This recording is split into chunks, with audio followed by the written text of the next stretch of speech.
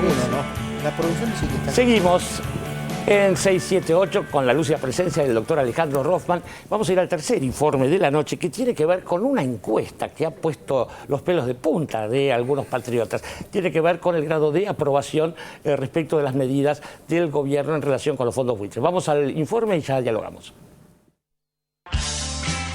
Fondos buitre. Altísima aprobación al gobierno. Irrita a los representantes locales de Singer.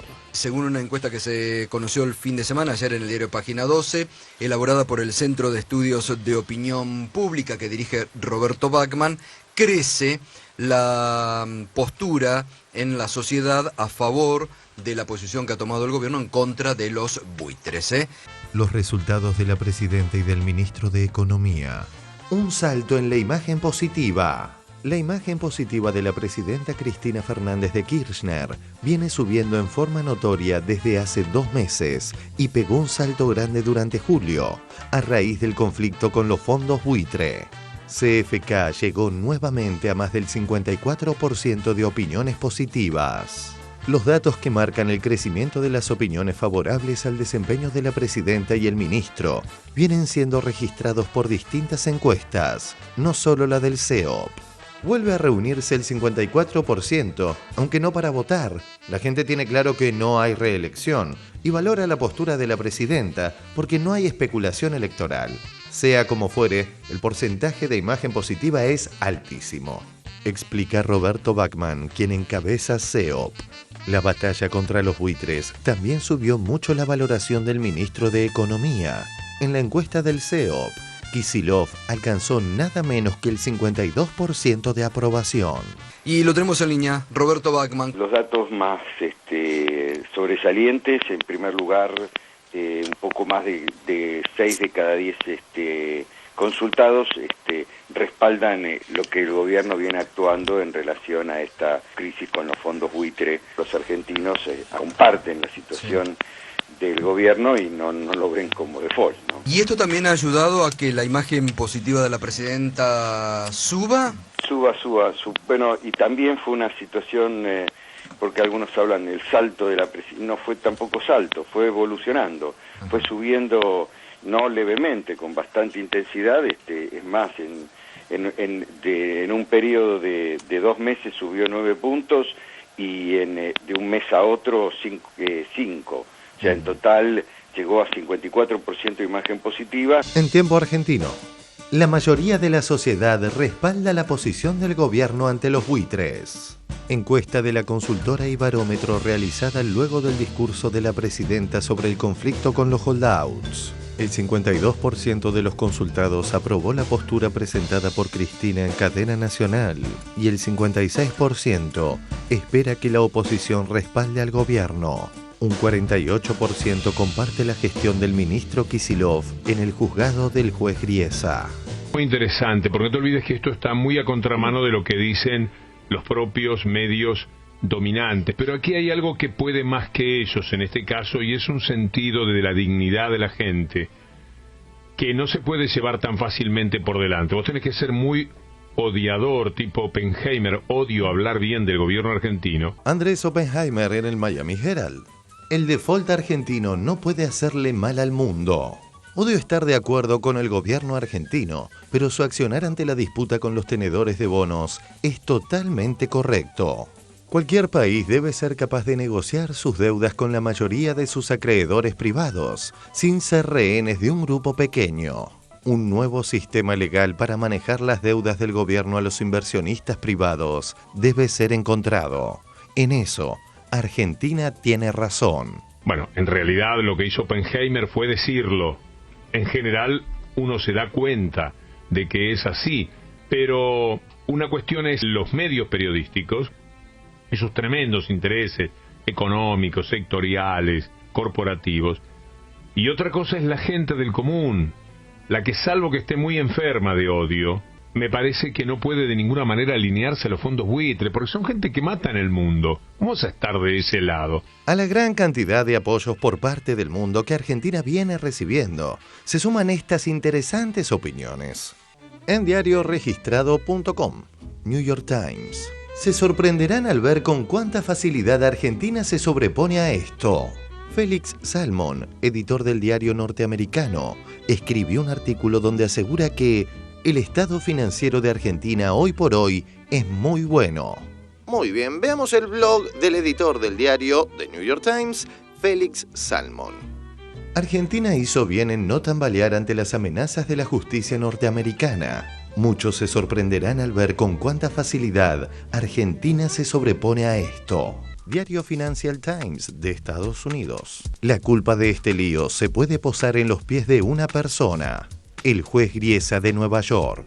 Griesa durante una década presionó contra Argentina. La mayoría de los bonistas aceptaron la reestructuración, pero los fondos buitre siguen presionando a Argentina a caer en el sistema legal financiero. La falta de razonamiento de las consecuencias de su fallo se hicieron dolorosamente visibles en una confusa audiencia que tuvo lugar antes del default la semana pasada, cuando el juez Griesa parecía no saber qué bonos estaban cayendo bajo sus órdenes, diciendo en un punto que desafortunadamente estamos en un aprieto y admitiendo que tal vez no cubrí todos los detalles que debía haber cubierto. Irritados, los opositores a la Argentina, con el apoyo de la gente al gobierno, salieron a realizar una vergonzosa comparación. En el medio de la negociación con los holdouts, que es la carroña del sistema capitalista, que es una vergüenza como modo de expresión de ganar dinero, ¿es necesario escuchar lo que estoy escuchando? No malvinicen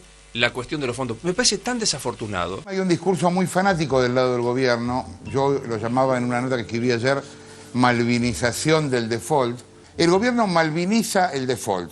Claro, se crea un clima en el cual disentir es antipatriótico. Lógico, como en el tema de Galtieri. Es un clima de ese tipo, poco realista.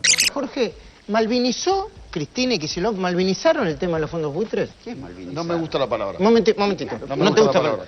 Sí. A mí me parece que ni es Gaza, ni Malvina, ni nada. No, Malvina no me gusta, no. Tiene razón. A mí no me gusta comparar nada de eso. No. Esto de buitre o patria es el peor error político que puede cometer el gobierno. Es la malvinización de un problema que es viejo.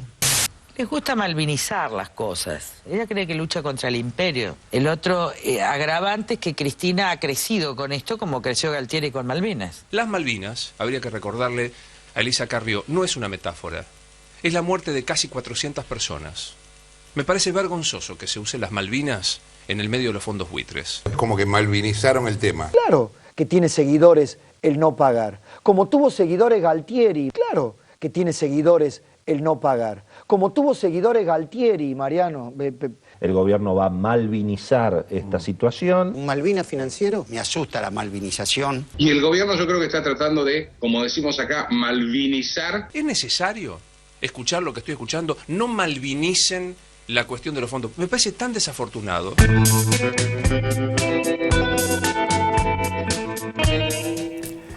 Pero es menester decir que creo que fue la semana pasada que iniciamos aquí esta campaña para que dejen de apropiarse algunos sectores de palabras que no saben lo que quieren decir. Malvinizar en sí mismo no estaría mal en la medida en que el reconocimiento de la soberanía argentina sobre las Malvinas es una vieja causa nacional. Y Malvinas no es Galtieri, y Malvinas no es la guerra, es la soberanía. Pero en fin, cada uno a lo suyo. Doctor Alejandro Rothman. Ese es un tema que me parece que merece una consideración especial. Como bien decís, las Malvinas es un problema que tenemos heredado de casi 200 años y que siempre hemos tenido razón, aunque cuando algunos se apropiaron de la fuerza para hacerla valer, no solo fracasaron, sino que mataron 800 jóvenes. Yo no me olvido de eso. Yo no me olvido de los 800 que murieron. No se puede desacreditar el hecho de esa terrible matanza y no se puede dejar de lado la responsabilidad de los que la hicieron. De modo tal que habría que dejar en forma peyorativa de hablar del tema de las Malvinas. Las Malvinas son argentinas y eso no lo discute nadie. Ocupémonos de los problemas que tienen que ver con la incursión del capital financiero especulador, rapaz, perverso, en nuestras propias actividades, que es lo que está en juego. Y defendamos al país de esa ofensiva, de una ofensiva que se quiere pagar, quiere hacer escarnio de la capacidad de independencia que tuvo la Argentina cuando reestructuró con Néstor Kirchner a la cabeza, les guste o no les guste, en el año 2005 y luego con Cristina en el 2010, la reestructuración más importante de la historia financiera mundial. No ha habido en toda la historia financiera mundial una reestructuración de ese volumen y con esa quita. Eso es lo que vale. Lo demás son palabras puestas en boca, muchas de ellas, de gente que no merece ni siquiera el tiempo de oírlas. Ahora, pareciera que cuando, entre una de las tantas definiciones de malvinizar que uno sigue sin entender, estaría como que la malvinización supone establecer una distinción clara entre buenos y malos. En algún momento, alguna de esas definiciones como que aparece. Incluso creo que por boca de Sturzenegger en algún momento dicho así. Y queda inteligente decir, ¿no? Sobre este tema no tenemos que distinguir entre buenos y malos, queda bien. Ahora, en este caso es falso eso. Es tan claro el tema, digamos, y es tan claro que efectivamente hay malos de un lado, ¿sí? Que me parece que justamente queda inteligente en todas las circunstancias, menos en esta. Bueno, no extraña este tipo de disquisición. Edgardo Moca. Sí, a mí me parece que la falacia consiste en utilizar la palabra Malvinas y aludir en realidad a la guerra de Malvinas, porque el truco es ese. Cuando a la sociedad argentina le dicen malvinizar, es probable que una parte de ella piense en esto que decía Alejandro, la matanza que es en la cual son corresponsables la dictadura militar y los dos principales socios de la OTAN. No corramos, absolvamos al imperio de los crímenes que se cometieron en Malvinas, ¿no? Entonces yo creo que es muy interesante mirar el tema de los buitres con la referencia de Malvinas. ¿En qué sentido es muy interesante? Es muy interesante en el sentido, para decirlo resumidamente, el desafío de Malvinas y el desafío de los buitres, ¿en qué consiste? En aceptar vivir en un mundo con las reglas de juego que tiene ese mundo y al mismo tiempo criticar las reglas de juego de ese mundo y defender los intereses del país dentro de ese mundo. Porque el conflicto con los fondos buitres no tiene ningún parangón con la guerra de Malvinas y sí tiene mucho enlace con la política de este gobierno de reivindicar la soberanía en Malvinas, de cumplir con el artículo de la Constitución que dice que las Islas Malvinas son argentinas, yendo a cuanto foro hay que ir, cumpliendo todas las reglas y además apostando a una cuestión que nadie ignora, que en el mejor de los casos nos llevaría mucho tiempo. El tema de los fondos buitres, yo creo que Dante decía algo en lo que me parece que hay que profundizar, porque los 90, la posmodernidad nos hicieron bien en criticar los dogmas y las verdades cerradas y absolutas, pero nos metieron cierta idea de que no hay verdad, de que la verdad no existe. Y yo digo, políticamente hablando, el fallo de juez Griesa es un fallo injusto. No merece ser cumplido porque es injusto. Ninguna persona con una racionalidad democrática propia de esta época puede decir que pagarle el 100% a gente que compró los bonos para sabotear al país, mientras los demás se llevan un porcentaje menor al 30% o por ahí, o alrededor del 30%, no se puede argumentar que es justo. Entonces no se cumple porque no es justo y se buscan todas las formas civilizadas, no guerreras, no provocativas, todas las formas jurídicas. Ahora viene el capítulo de intimar al Banco de New York. La ilegal no es Argentina acá, el ilegal es el Banco de New York, que firmó papelitos llamados prospectos que dice que se hace cargo de administrar el pago de Argentina a los acreedores que entraron en el default y no lo cumple. Y no hay una disposición clara de juez Griesa que autorice ese comportamiento del Banco de New York. Griesa no embargó. ¿Por qué no embargó Griesa? ¿Por qué Griesa que embargó la fragata, que embargó la embajada en Estados Unidos, que embargó al ANSES como pedía, como le rogaba Elisa Carrió? Intentó embargar todo eso y no intenta embargar plata que tiene supuestamente que Ahora, ¿por qué no lo hace? Porque ni el país en el que está ni él mismo son tan poderosos como para poder validar la negación del derecho que tienen los que cobran, porque la plata ya no es de Argentina. Entonces yo creo que hay algo muy importante y yo soy partidario de malvinizar el tema de Uruguay, porque es la defensa del interés nacional en los términos más democráticos, más racionales y más pacíficos que podamos concebir. Y dos palabras nada más, a mí no me gusta mucho basarme en las encuestas.